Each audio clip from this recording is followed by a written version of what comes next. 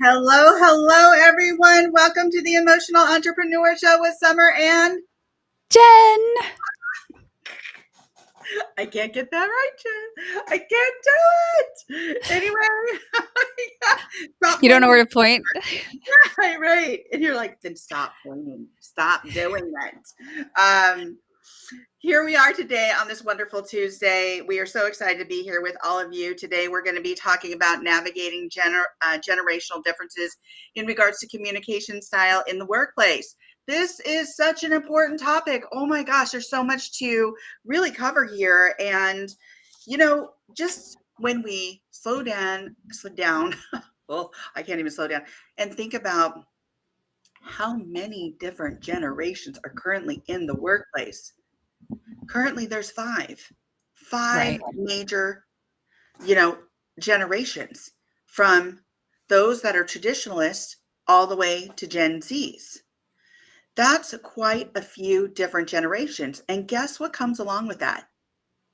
Differences in the way we communicate, differences in our values, differences in in relation to our mission for ourselves, our society, and what that looks like for each of us, how we feel about that, just not solely just as generations, but as individuals, right? And Right. so when we think about this very topic, how do we create harmonious, balanced, productive workplaces for all generations, where we are bridging gaps, where we're bridging communication gaps, where we're supporting each other in relation to our strengths, skill sets, how we communicate, maybe even if it's differently. And I think one of those big things just right out the gate is, how are we building trust with one another? How are we letting egos go and really understanding that we need to embrace one another to get along and to be more effective and successful in the workplace? Jen? Right. Want to just say hi real quick to Cynthia. She's in the house. Hey, missed you. And Yeah. Bibiana, thanks for being here. Yeah. And I noticed we have like the same earrings. We do? We have the same exact earrings on? Do yours Yeah, have like little rhinestones on they don't have rhinestones, but they're like there's like a pattern on it or something. them? Oh, okay. Yeah, It's mine not has like a little rhinestones. smooth. We are so Yeah, much alike. We were I talking about know. something right before we got on, and I was like, Oh, hey, we're right. why did we have to log in again? Yeah, log in. And it's like, oh my gosh, It's we so just, funny. I know it is. It's It so is. I funny. thank God every day, and the higher being and power that I have this one over here. Right. Yeah, point to your left. This one, Yeah. it's my right. It's my right, Oh, actually. that's your right? Okay, Yeah, because it's yeah. mirrored. It's And mirrored. I thought, I was like, I in my head it was like left. She said left, and I was like, no, it's right. It's right. Yeah. Okay, All right, whatever you just did, that was right. That was correct. The way you just did. that was Yes. right, That's right? correct. That's correct. That's I'm like I'm using correct. Yeah, Viviana also Cynthia said I miss seeing you guys. Oh, we missed you too. Thanks for showing up. And then Bibiana said Gen Alpha is the toughest for me. I want to understand, but every word is code or shortened. I have to Google everything. Yeah, Wow. that's I was having this conversation and with somebody and I said, why every word is like abbreviated now. Yeah. Like a lot of words like suspect or suspicious, sus. Yeah, Oh, choreography, choreo. Um, even I remember hearing this just last year, and I was with people around my age. Okay, I was in New York. It's like, oh, should we make a resi? And I'm oh like, God. No, I've heard that too. I Yeah. can't stand. Is that a New York thing? I can't I stand that I word. can't stand that word either. I I don't was know what like, it why? is. Why can't we just say the whole word as if it was so difficult nowadays? I But yeah, Vivian, I know. totally agree. It's like there's times where, and this is when I know when I have to use Urban Dictionary or go to Google or ChatGPT, I'm just like, what does this mean? It's Yeah. just wild because you just start to realize not only is there gaps because of the generations, but now there's like a whole different language, and then you have to interpret it, and it's, or like even when like younger generations go, "Oh, that's so fill in the blank," and I'm like, "Is that good or bad?" You know, Right? I'm like, I don't know if it's good or bad. Exactly. This is so interesting that you mentioned that. That's the first thing on my list to mention is that, how traditionalists to boomers often prefer like formal communication, emails, you know, um, phone calls, um, clear messaging. And so it's got to be a little longer, how we address them, using clear, concise messaging, being respectful, like all these different rules, right? And now we have a new set of rules, so to speak, with Gen Z and millennials, where they, as you mentioned, may prefer concise, informal communication. And that's why we're seeing, a lot of words spelled differently. Maybe they're even spelled wrong or incorrectly because, we're using just all of these abbreviations, acronyms, all these quick ways of communicating, even with new hieroglyphics, so to speak, with emojis, right? So it's like, yeah, understanding from that perspective is seems so basic, but it's so important and we forget about that, right? How are we communicating on the most basic of levels? Is it informal? Is it formal? Is it, how do we come together to do this? Because Right. this can cause friction in the workplace Right. and misunderstanding too. So if people are, doing these abbreviated things, they don't know the abbreviations, they don't know or haven't been, exposed to A, B, or C in regards to this brief communication, and these other people are expecting longer, more concise, da da da, to build maybe understanding, then we're really having kind of like we're missing each other. We're missing the mark here. And that is just comes down to basic communication. Right. Bibiana said Urban Dictionary is hilarious. Yeah, that and Yeah. Reddit. Oh, yes. Reddit is like this cesspool, but it's funny. And then she also said, I was told by a Gen Z that only dinosaurs use email or dial the phone. Oh my gosh. Oh my God. You know what? And I have a friend. She's got her phone. She's not. She's not a baby boomer. She's, a millennial, and she takes her phone and she does that swipey thing on it, right? Like you can swipe and it'll come up with words and she does it really fast. But I look at it and I go, "Oh my God, there's missing words, words that shouldn't even be there." And I'm like, and we call it her speak. Like that's so we have to kind of navigate through it. And I was like, Does "Huh, she not? So she doesn't proof it. no, no." So she must have an Android because I She swipe. does. She I does. swipe, but it's, yeah, and it sometimes it puts the wrong words, but I mean, I will go back unless it's something like I'm in a hurry or I'm like, okay, they'll figure this word out.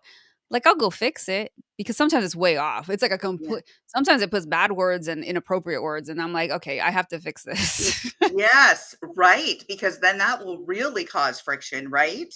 Right. And here's the thing, exactly that, Jen. If you're not proofing, if you're not, reading what you're sending out and you're going that quickly and you're abbreviating that much, it might be translated in a way that you did not anticipate or they did not anticipate. So how are we working on that together to learn a common language even? Right. I And think that it, yeah. no, no, go ahead. Go ahead. And I was just going to say, and that will help once we do know that common language and we teach each other what that is or what that might look like, then we're creating more of a trust, an understanding, a way to communicate more effectively. And it doesn't have to be an antiquated way or exceptionally new way. It can be something that we can figure together. Right. I think there's also a huge difference. Obviously, we're talking about in the workplace. Yes. So that's another layer of complexity because it's like Yeah. I've noticed, I do behave differently Yeah. when I am working virtually and with a company, but then a lot of times those people are friends. So there is also that backstory of like it's very casual. But Yeah. I think at the end of the day, what it comes down to is knowing your environment. Like, can you and is it appropriate to communicate that way? If it's not that kind of relationship or situation, then I almost said situationship. If it's not that, then if it's not that, then you do have to be careful, right? Like if I were to go back into like a formal job and work somewhere, and I went through the typical protocol of going through the interview and I had a resume turned in, all that stuff, like I would not be going like, okay, well, just DM me on my Instagram, because that's something else that I've noticed with the younger generations. A lot of them don't want to communicate through email. It's Yeah, not it's not even text. It's just like DM me on XYZ platform. right. And so that's a whole different thing, and I think some of them don't understand, like, hey, we do use email, and it's funny how it is viewed as antiquated, and it's probably like the oldest method next to the phone. However, it's still very widely used. It's still Mhm. very much the way of communicating and getting information out, but um I think it just also requires this, again, like as we've been talking, especially with the program we're rolling out, is that there needs to be this understanding of why a certain generation is used to a certain way of communicating, because that's what they grew up with. And then Right. to understand, hey, when this is how it's done, this is how it looks like on my end. Yeah, And then it's confusing, or it may not be the best platform to roll out information or to communicate. So there seems to be this need for this conversation of like, hey, let me help you understand what I'm seeing and yeah, how this affects my work, and then vice versa, and then having this understanding of like, okay, well, how can we come to a happy medium? I'm sorry if you don't like email, but it is the way we communicate and send out right. information in the company. We're not going to go through Instagram or TikTok DMs and things like that. So it's this understanding of this is how other people's work is affected when we don't do it a certain way. And it's coming down to, like, having protocols, having, like, this is how our process works. And I think about how many times you got well, I know for me, I can think about how many times I got into a job and it's brand new, and you don't get that talk. You're Yeah, just kind of thrown in, here's your desk. You're just like, okay, well, you're going through that initial phase of getting integrated. But yeah, there has not been, in my experience, as I can think back to the jobs that I had over the last, couple decades, where there wasn't this formal talk of like, okay, well, this is what we use and this is how we do this. It's kind of like you just feel like I'm just gonna figure it out. yeah, And now, because as you said in the beginning of this whole conversation, now that there's like 5 generations, it's like we have to talk about the process and method, because everybody's gonna think like, well, why can't I just do it this way? It's because people don't have an understanding of how it affects everybody else. yeah. There's so many key points that you mentioned there. First of all, it's very interesting. Let me back up just a minute. I want to read a couple of these comments before I go on. So Bibiana says, for some reason, I'm remembering my grandmother landline phone with a round dial. I was trying to call her bank and couldn't figure out how to use the menu without a press pound button. Hmm. Oh, wow. And then facts might be the worst, said Bibiana. Maybe Oh just saying yeah. that outright is easier than getting the kitchen sink style of places to leave a message, right? And yet, so many things you wouldn't believe people still use fax. I have one in my office just in case, right? And yet, I also use an app where I can take a picture and it turns it into a PDF so I can just fax it via my phone, right? Which is really nice to be able to do that because some doctor's office require a signature on certain things. So they want to fax, right? Here's the other thing. I think that, just getting back to what Bibiana said about the phone, it was so funny. I was watching like a late night show with one of the guys that hosts like Jimmy Kimmel or something, right? Mhm. And he had the setup where he put a phone and like a teenager in front of those rotary dial phones, and they were looking at it like, what do I do with this? What Yeah. what is this? Right? And I was like, oh no. Right. Wow.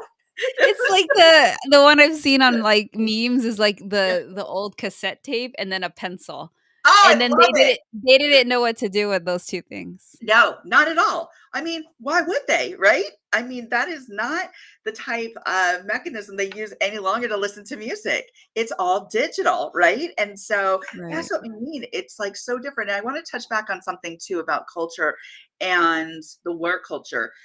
There's a microculture. The Marine Corps is I federal jobs, the military, they use certain terms and a lot of acronyms and abbreviations for things. So when you go into that job, you actually get a stapled whatever or digital whatever. Back in the day for me it was like this stapled pamphlet with all these different acronyms because people won't understand what you're talking about if you don't use them. And so Mhm. I would have to carry them everywhere with me saying, okay, we're going to use the DD such and such form. We're going to do the AMLS, da da da da da da da. And I had to learn them.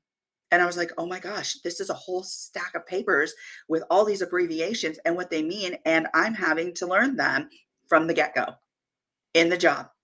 So with the military, you absolutely need to learn the language. Otherwise, people will misunderstand you. They won't understand you. You won't be able to get across what their needs are. And Right. so it was something that took some time to actually learn. And you have these microcultures, right? But again, the workplace is a culture. And so, how are we actually adapting our communication styles? How are we learning from one another? And I want to go back to this very basic premise, too. Are we open to learning from one another?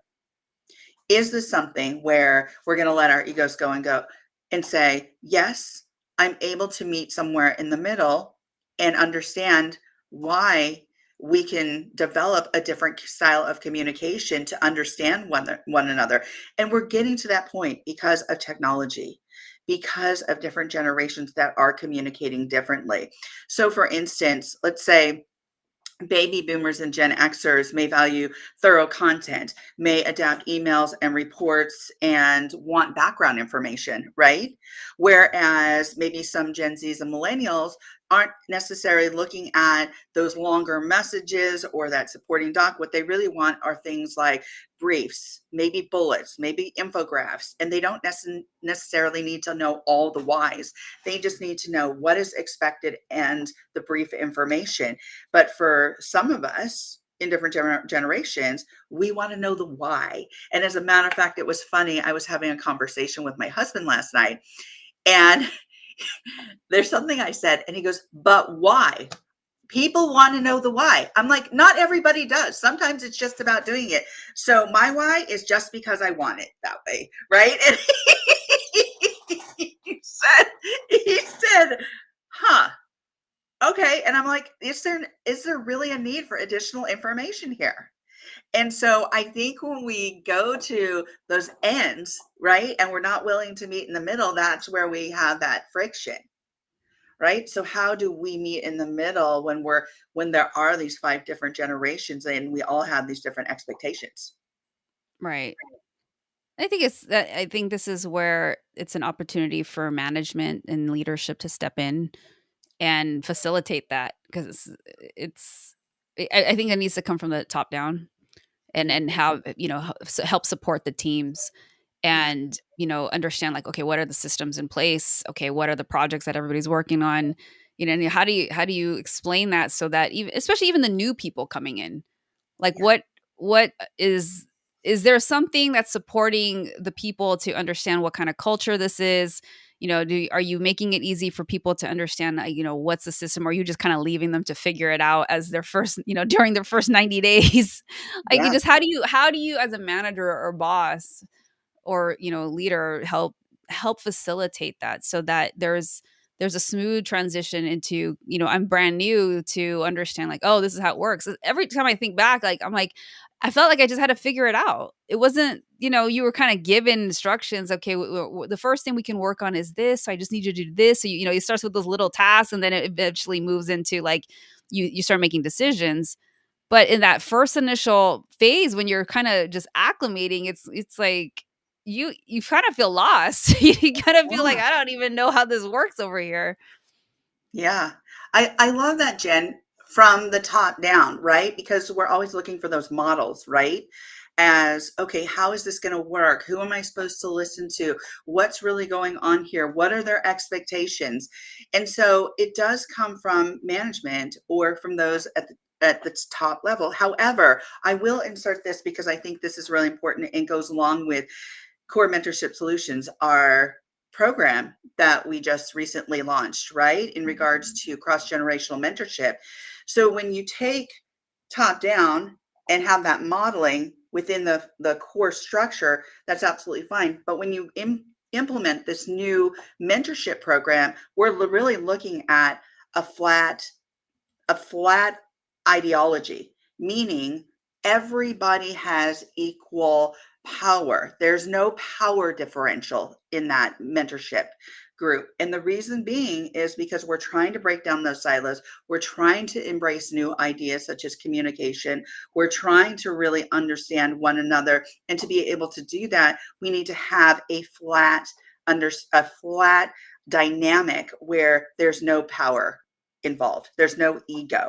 So we're breaking that down so that we can really help each other and build a different type of culture. So I do believe, though, that it's going to come from the top down to say, hey, this is what we're incorporating into our culture, that we are going to be cross mentoring each other through the generations so we could better understand each other, because we swing so far right now in regards to these generations. Next generation is Gen Alpha, right? As Bibiana had mentioned. And those are the 11-year-olds currently that are coming up soon, very quickly. They're already out there doing work on TikTok, doing work on YouTube, and their understanding of the work environment is so completely different based on their vision, their mission, technology, and so many different things that when you look at those range of generations, you're looking at a lot of different cultural shifts, a lot of different technology shifts, a lot of different communication shifts. You mentioned it earlier about applications being used, right? It used to be telephone, email, and still is email. However, there's things like Slack, there's things like WhatsApp, different things out there now that people in younger generations want to use. They absolutely want, because they want quick communication, they want to feel connected, and they also use Slack for groups, for getting across additional information, such as some things that we might have attached to emails are now on Slack, and you have that capability. So, and they're breaking down those groups. Do I like using Slack? Not so much, but it's not that it's not a great app. It's just that it I feels to couldn't me, stand it. yeah, it's difficult to really it's you've got to have a lot of different groups, and the groups are for A, B, and C, and you've got to turn one group off and turn another group off. There's just a lot of different nuances to it. And yet different generations are using it very actively. Yeah. Yeah, those management systems are, like, really interesting, and then I could see how for an older generation that could be overwhelming, Yeah. because there is a whole new level of understanding, and there's that, there's a barrier that has to be broken of like, "Oh my gosh, now it's tech. It's not just email. Now it's a system." And then there Right. is a period of time where you have to get used to the new interface, and it can be confusing. I know in the one of the companies I was doing work with, we changed systems twice, and I remember the second time, but I mean, I'm used to that, but I remember when I was learning it, I was like, "Man, what about people that hate tech Yeah. or that it's scary to them?" And I'm like, "I can see how this is overwhelming." Yeah. And so to that generation, I would say, take some time to watch YouTube videos, or take some time to I think that's probably one of the best things you could do, Yeah. because then you don't feel pressured asking somebody, like, the basics. I think I think this too. We have to take some responsibility and accountability. Like, if I'm confused and I don't know, I would take some time to go to YouTube. There is no shortage of people explaining programs. None. You can find the Mhm. same problem explained 10 times, and then you can do it at your own pace. And at least you can get some understanding and then go back to work, or, and then go out, back to your, boss or whoever you're working with, somebody in the team, and then get the specifics according to what you guys are working on. Because then it makes it easier. Then there's not this frustration of like, yeah, I'm asking them for a lot, or, I think, and then you don't feel the pressure. because Yeah. you're getting to learn it and watch it at your own pace, and then trying to, especially if you need things explained really slowly. I don't have patience for that. Mm. So like I remember going through that with my mom years, oh my gosh, like maybe 16 years ago, and she was still working, and she had to learn like the Microsoft Office suite. And I remember there was a couple of times she's like, "Okay, walk me through this. How do I send an email?" And I'm on the phone with her. And so my mom's now 76, but back then it was like she was, younger. And I was like, "Okay, hit Control N, that's new." And then I'm like, "Okay, do I do the shortcuts or do I walk her to like file, go down to new?" It's like, then it's like I don't want to give like five different ways to do it. And then I remember just, okay, see the paper clip. Okay, hit the paper clip. Now find any file. And like it was so frustrating. It was so frustrating for me because I didn't have the patience. And then it was frustrating for her because she's getting frustrated of like not trying to learn this, but it's confusing. And I just got to the point, I was like, okay, I can't do this. Yeah. I need you to go to an adult school and learn Microsoft Office because I am not the person to do this, to teach you this, because I was losing my mind. I was losing my mind. Yeah, And absolutely. Absolutely. We got yeah, so 2 minutes. it's like there's so like for if you're somebody who's in a generation where you're not used to, or you're not familiar, or you're afraid of it, or you hate it, or whatever the the dissension against it is, that then that's totally normal. That's totally normal. But I think this is your opportunity to embrace it and find a way, like, okay, well, how can I learn this? Who can I sit down with, or what can I watch to walk me through this? Um, because it's also important that you keep up with that, Yeah. because trust me, I know a lot of people who own businesses and their management, and they will talk about like, yeah, it's a little frustrating because so and so's older, and then they don't want to learn the system, and we're changing it to this. And it's like there's sometimes an unwillingness on that person's part to not learn, and Yeah. that's not fair, because everybody's learning and changing. And so, I mean, I'm sorry to say, but if you want to keep the job, and you got to keep up with it. And that is the nature of things. Yeah. We have just 1 Even minute. what was that? 1 minute. Oh my 1 gosh, minute. 1 minute. Yeah, Yeah. yeah. Thank you for the yeah. Okay, I'm done.